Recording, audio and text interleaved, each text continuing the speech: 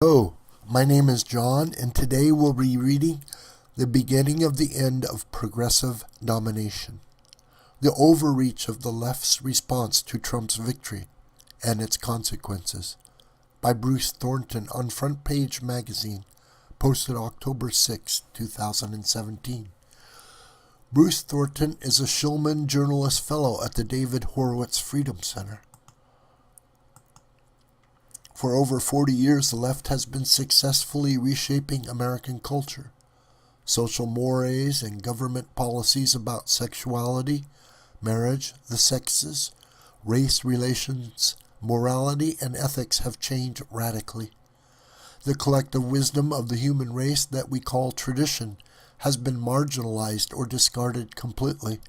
The role of religion in public life has been reduced to a private preference, and politics has been increasingly driven by the assumptions of progressivism, internationalism privileged over nationalism, centralization of power over its dispersal in federalism, elitist technocracy over democratic republicanism, human sciences over common sense, and dependent clients over autonomous citizens. But the election of Donald Trump and the overreach of the left's response to that victory suggests that we may be seeing the beginning of the end of the left's cultural, social, and political dominance. The 2 terms of Barack Obama seem to be the crowning validation of the left's victory. Despite Obama's no blue state, no red state campaign rhetoric, he governed as the most leftist and ineffectual president in history. Deficits exploded, taxes were raised, new entitlements created, and government expanded far beyond the dreams of center-left Democrats. Marriage and sex identities were redefined. The narrative of permanent right racism was endorsed and promoted. Tradition-minded Americans were scorned as bitter clingers to guns and religion.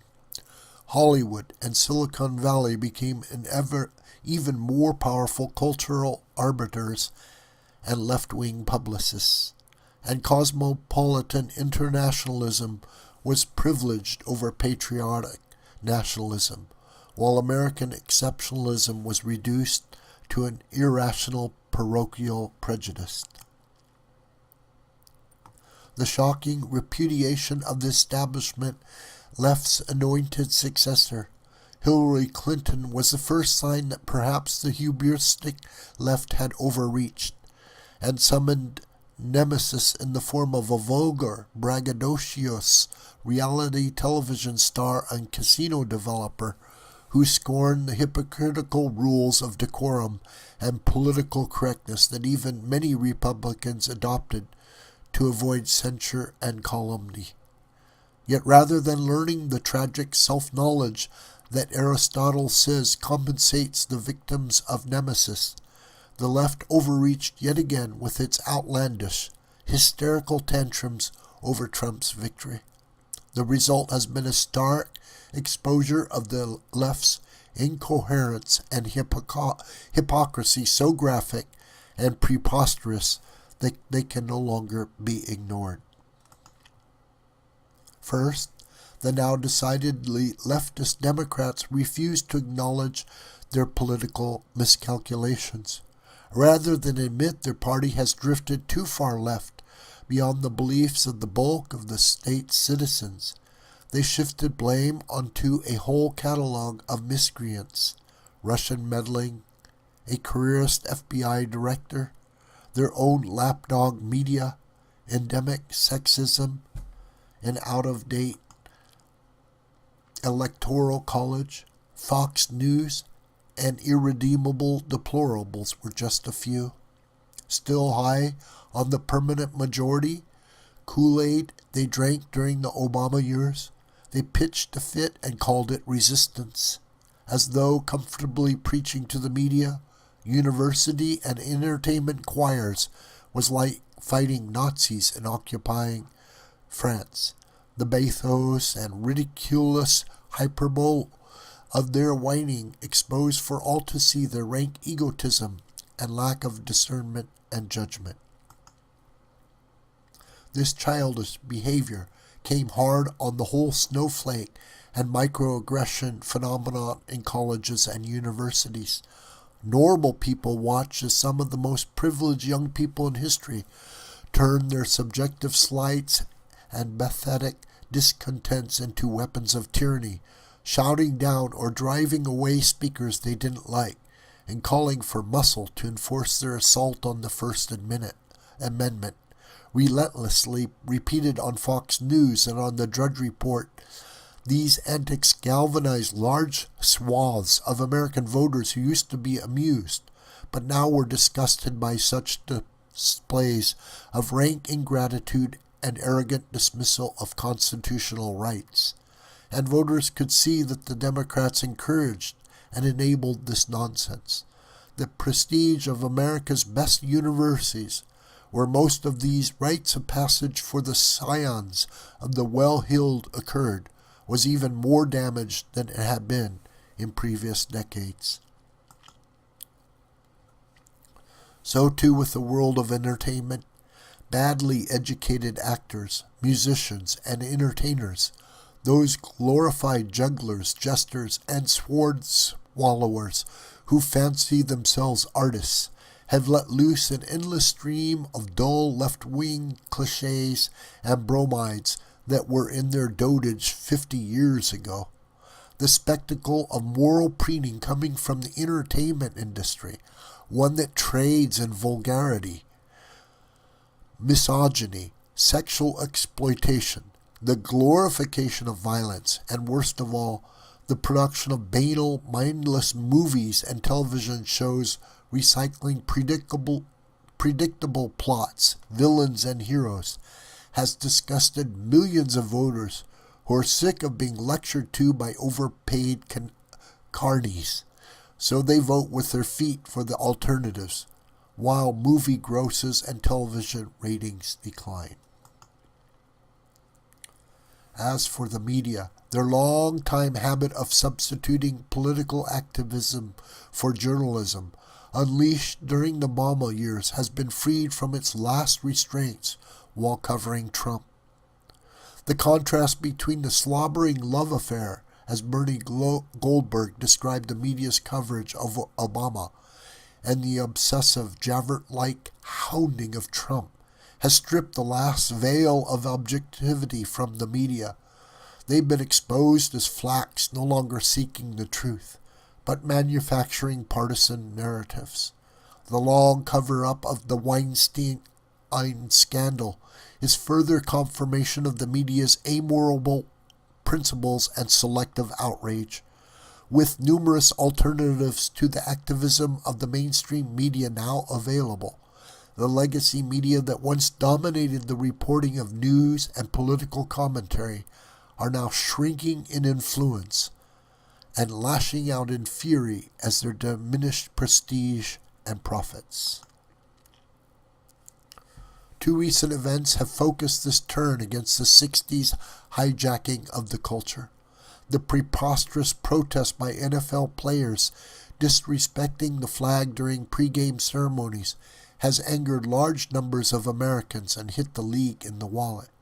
The race card that has always trumped every political or social conflict has perhaps lost its power. The spectacle of rich one-percenters recycling lies about police encounters with blacks and the endemic racism of American society has discredited the decades-long racial narrative constantly peddled by Democrats, movies, television shows, and school curricula from grade school to university. The endless scolding of white people by blacks, more privileged than the majority of human beings who ever existed, has lost its credibility. The racial goodwill that got a polished mediocrity like Barack Obama, twice elected president, perhaps has been squandered in this attempt of rich people who play games to pose as perpetual victims. These supposed victims appear more interested in camouflaging their privilege than improving the lives of their so-called brothers and sisters. The second is Harvey Weinstein's scandal, a lavish donor to Democrats, praised by Hillary Clinton and Obama's, given standing ovations at award shows by the politically correct, slavishly courted and feted by progressive actors and entertainers, and long known to be a vicious sexual predator by these same progressive feminists, supposedly anguished by the plight of women, perhaps will become the straw that breaks the back of progressive ideology.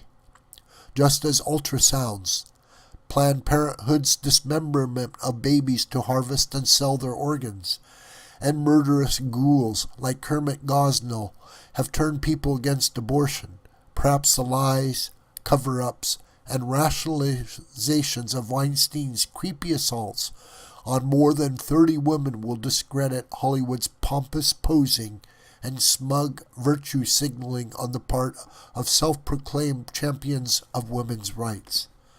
The spectacle of a rich feminist and progressive icon like Jane Fonda whimpering about her own moral cowardice has destroyed the credibility we foolishly gave to Hollywood's dunces and poltroons. So, do these signs portend at last the end of leftist fundamental transformation of America?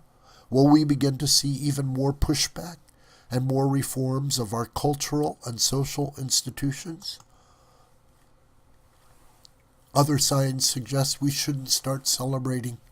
The left's demolition of the American social and political order has reached deep into our schools, popular culture, and political policies. There are 66 million millennials, the worst educated cohort in American history, steeped in progressive worldview since kindergarten. The shibboleths, cliches, myths, and transparent lies of that worldview are second nature to them, signs of intellectual sophistication and class superiority. Their favorite oracles, Facebook, Google, Twitter, and YouTube, are morphing into Big Brother censors and manipulators of information on behalf of progressives. And these millennials are going to be around for a long time, unlike the aging boomers, among whom are most of the last remnants of the old America. More ominous, the progressive redistributionist entitlement state and the habits of dependence it fosters are unlikely to be reformed, even as the increasing debt to finance this kinder, gentler Leviathan continues to drive us toward bankruptcy.